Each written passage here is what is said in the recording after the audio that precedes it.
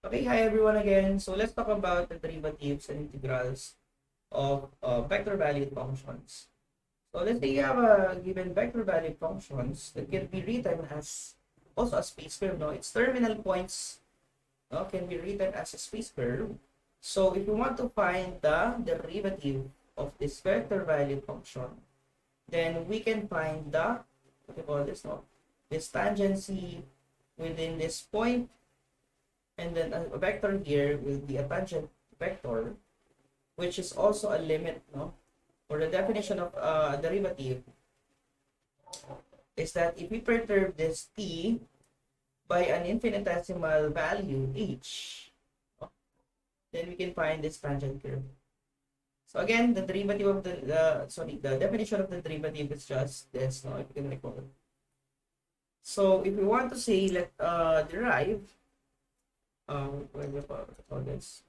We want to, let's say, derive given vector valued function, then you want to just find the derivative of each of the parametric equations within, no? So to find the derivative r prime of t, just find the derivative of the function f of t, the function g of t, and h of t. That's it. It cannot get simpler than that, no? So I won't discuss the proof anymore since this is relatively simple now at this point. We can also find the unit tangent vector of your vector valued function, which is defined as this. No? So we define the unit tangent vector as the capital T, no? And this is the derivative of your vector valued function over the length, no? The length, the norm of your vector valued function. The length, the norm, or the magnitude, no? For vector valued function. So we will have an example later on how to solve for this. Okay, so what is a unit vector? A unit vector, it has a length of 1, no? So if we have a length of 1, then it is a unit tangent vector. If it is a unit tangent vector. Okay, so find the derivative of this vector value function and find its unit vector at t is equal to 0. Okay, so the derivative here, so we have r prime of t. This is basically just the derivative of each of the parametric equation, no, within this coordinates of this vector terminal points. So the derivative of 1 is 0. The derivative of t cubed is 3t squared. So we have 3t squared and then I hat. Okay. And then the derivative of this, how do we find the derivative of this? So if we have a product of two functions, then we have to use the product rule. So therefore, the derivative of this is u dv. So we have t, the derivative of e raised to negative t. We have negative e raised to negative t. We can use a parenthesis here to avoid confusion, no? And then plus, we have e raised to negative t times the derivative of t, which is just 1, no? And then j hat. And then plus the derivative of sine t. So the derivative of sine 2t is 2 cosine 2t because of the chain rule, diba? So simplifying this, we have rt squared I hat plus we have negative te raised to negative t plus e raised to negative t j hat plus 2 cos 2t. Okay? So this will be your derivative, the derivative of your vector value function. Now, if you want to find the unit vector of this vector value function, we just want to substitute t is equal to 0 and also find the length, no, of your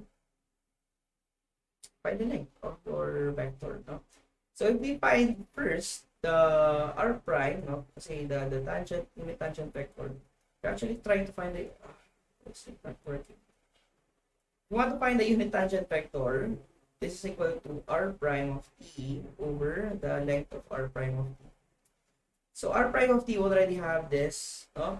But since we have t is equal to 0, we can substitute t is equal to 0 here. We have r times 0 squared, no? I had plus we have negative 0, and then e raised to negative 0, plus e raised to negative 0, and then j hat, and then plus we have 2 cosine 2 times 0, diba? K hat. Okay, and then the length here, okay, we don't know yet the length now, but this will be 0, so cancel this to 0. So this will be 0 as well. So this will be 1. And then this will be, so cosine 0 is 1. So what remains here is j hat plus 2k hat. Diba? So therefore, the length of this vector, how do we find the length of this vector? The square root of the squares of their coefficients. So since this is 0, yung I natin is 0. So we have 0 squared plus 1 squared plus 2 squared. Okay? So therefore, we have j hat plus 2k hat. And then the denominator here will be, so what is this? 1 plus 4, so square root of 5. Okay, and then simplify this. This is also the same as 1 over the square root of 5 j hat plus 2 over the square root of 5 k hat. Okay, so this would be your unit tangent vector, no? So you can further simplify this into its we call this into its rational form, no? Rationalization by multiplying the square root of 5 over the square root of 5. But this is a valid answer already. So I will stop here. Okay, so let's move on to another example. So for the curve R, find and sketch the position R1 and the tangent vector R prime of 1. Okay, so we have a given curve R. So let's just sketch this. So what is this called? So this vector is actually a vector valued function, and the coordinates here, no? So actually these are the coordinates of x, no? Coordinates yan ng x and y. And then this is the y coordinate. So if this is a two-dimensional vector, then we can draw this as something like this, no? Just an assumption, no? If t is equal to 0, let's say we have a tabulation of t and then the x and the y. No? So for example, no? So if t is equal to 0, for example, if t is equal to 0, then as we can see here, this will be just 0. So t square root of 0 is 0. And if t is equal to 0, we have 2 minus 0. So y is equal to 2. So we can write here this point. We have 0 and 2 as the first point, no? And then if t is equal to 1, so t is equal to 1, we have the square root of 1, which is 1. And then we have 2 minus 1, which is 1. And therefore, another point here will be somewhere here. So this is 1, 1. And then when t is equal to 2, so we have the square root of 2. And then y is equal to 0. So therefore, there will be a point here that is square root of 2 and 0. So we can connect these lines, and this will be a graph.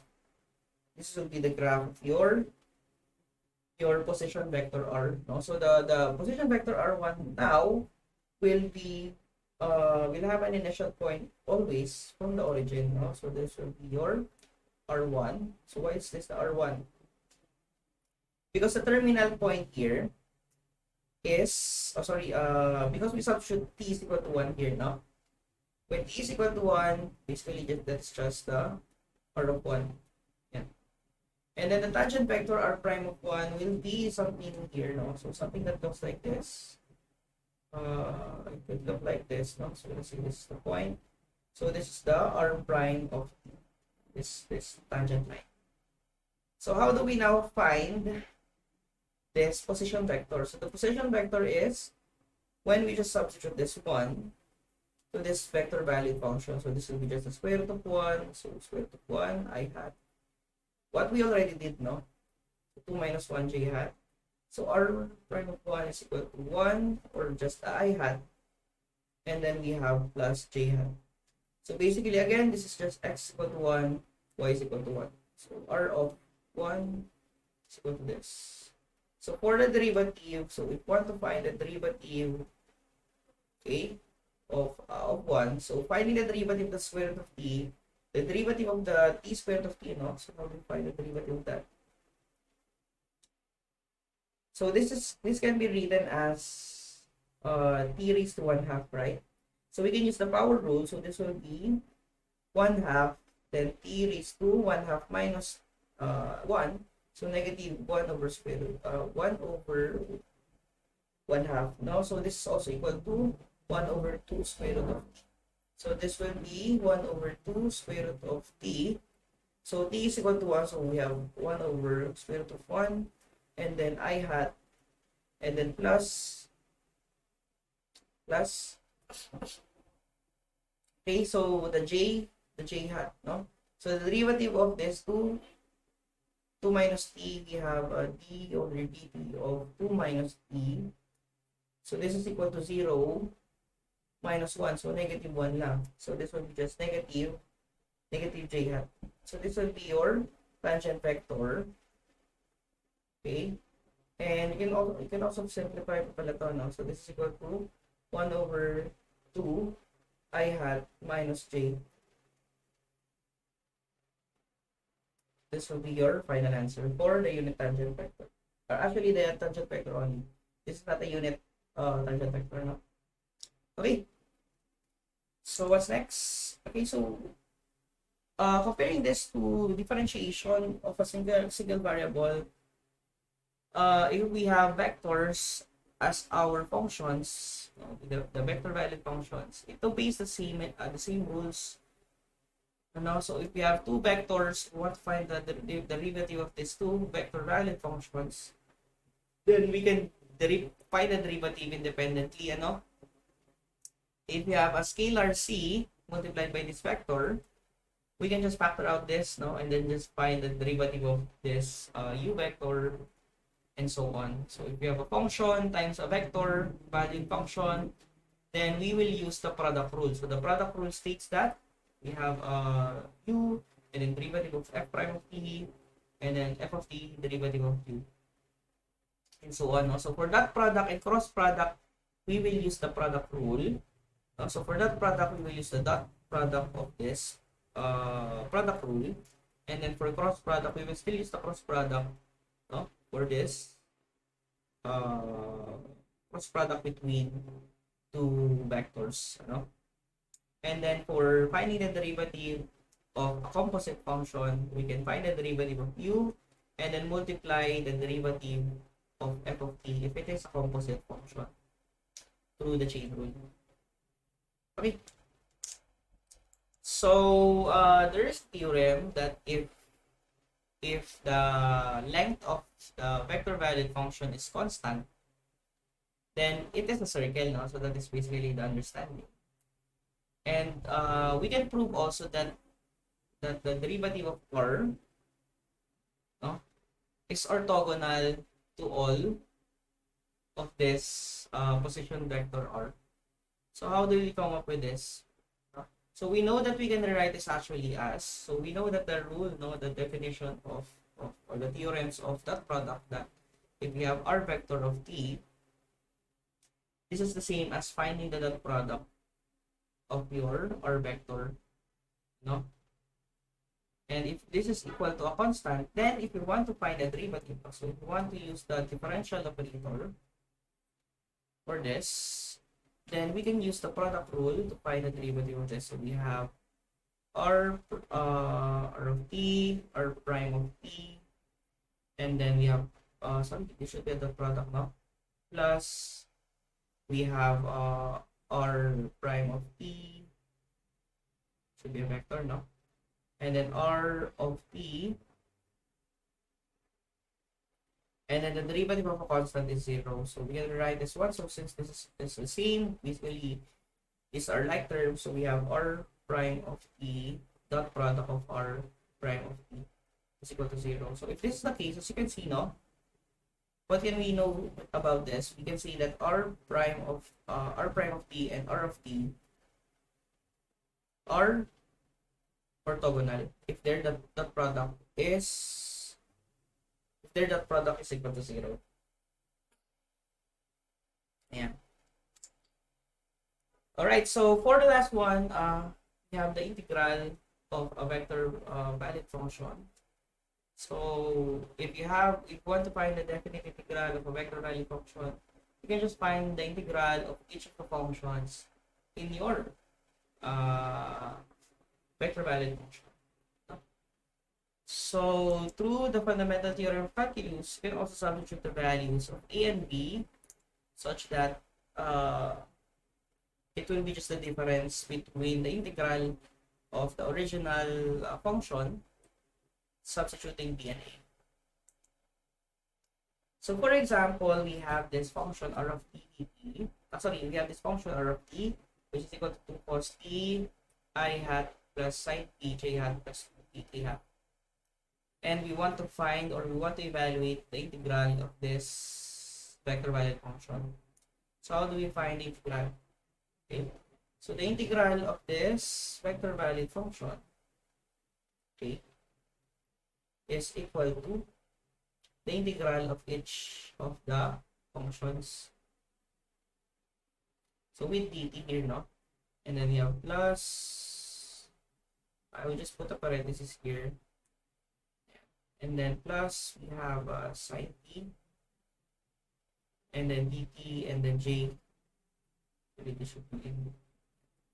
And then plus the integral of 2t dt, and then k hat. So what is the integral of cosine t? So positive or negative sign, so it should be positive sign. So this will be 2 sine and then I hat. And then what is the integral of sine t? So this will be negative cosine. So we can write this as negative cosine t and then j hat. The integral of 2t, so we have 2 and then square this, no? So plus 1. So t squared over 2, so we have plus t squared only, you know, and then k hat. So this will be your integral. Now, how do we find the definite integral? Now, if we want to find or evaluate the definite integral, to find this from 0 to pi over 2, then we have to substitute all of the values, no? So this will be your b, and this will be your a. So this will be 2 times sine, we have pi over 2, and then minus sine 0, okay, and then I hat, and then we have minus cosine pi over 2 minus cosine 0, and then j hat, and then we have the last term is plus t squared, so we have pi over 2 squared minus 0 squared k hat. So for this one, what is sine pi over 2? This is just 1, this is just 0. So we have 2 times 1 minus 0, so this will be just 2 I hat. For this one, we have, so what is cosine pi over 2? This is 0, no? And then cosine 0 is 1. So we have 0 minus 1, so we have still a negative sign here, so we have positive 1 j hat, so this is just j hat. And then for the last one, we have pi squared over 4 squared, no? Over 4. So we have pi squared over 4, and then k hat. So this will be your definite integral. Okay. So that will be all for this video. Thank you guys for listening, and see you in class.